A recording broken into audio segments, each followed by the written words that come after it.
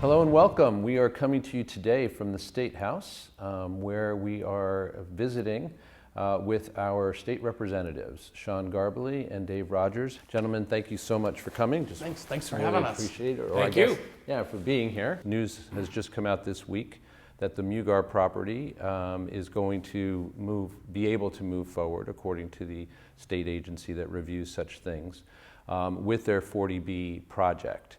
Both of you are on record as being opposed to that project going forward, at least as it has been presented so far. So wanted to first of all just get your reactions to this news. I'm extremely disappointed with the ruling. It's only the first step in a long process. I know that the Arlington delegation remains unanimously and vigorously opposed to it because of the impacts potentially on flooding, on traffic, on the schools.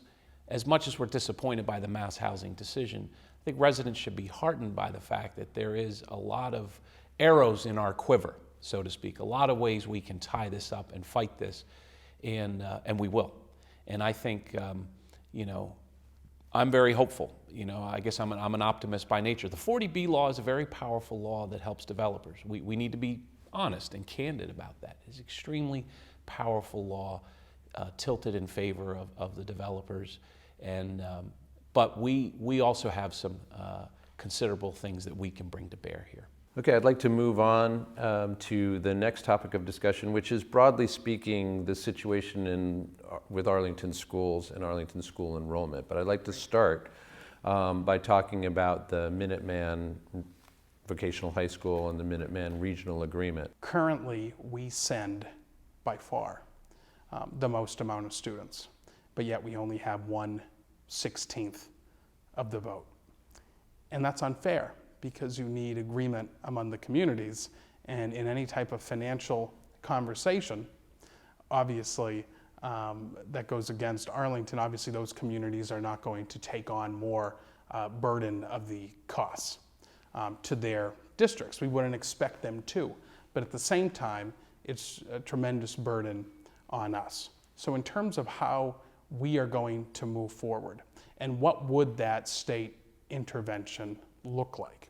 I think the only thing, or there's probably several things that would work, but the thing that would really work and help Arlington is currently the Mass School Building Authority has approved a school design of Minuteman that fits, I believe it's about 650 students. We have in-district population of students and out-of-district.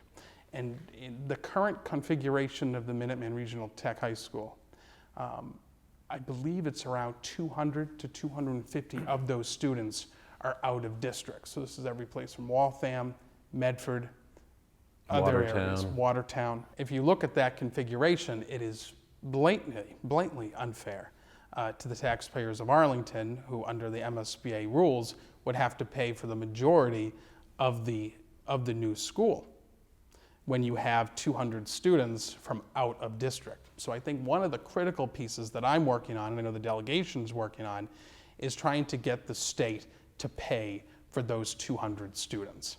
That would certainly alleviate the current concerns, the current financial concerns, but at the same time, help us build a building that we know Minuteman needs. It's just fair to the taxpayers of Arlington. We appreciate your taking the time out of your days to join us and to share valuable, important, constructive information with your constituents, with the residents of Arlington. Great, thank you. We want to thank again Representatives Sean Garballey and Dave Rogers for taking the time to join us today.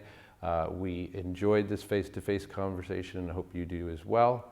For Arlington Public News and Arlington Community Media, we appreciate your joining us today, and we hope to see you next time.